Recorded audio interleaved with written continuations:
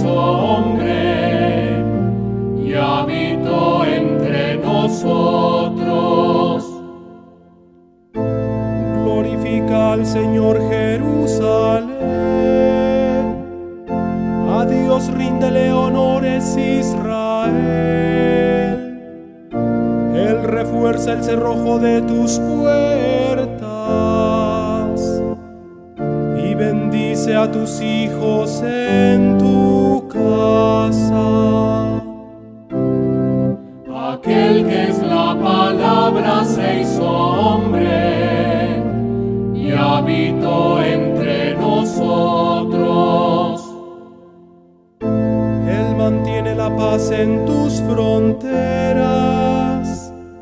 con su trigo mejor sacia tu hambre. Él envía a la tierra su mensaje y su palabra corre velozmente. Aquel que es la palabra se hizo hombre y habitó entre nosotros. Le muestra a Jacob su pensamiento, sus normas y designios a Israel. No ha hecho nada igual con ningún pueblo, ni le ha confiado a otros sus proyectos.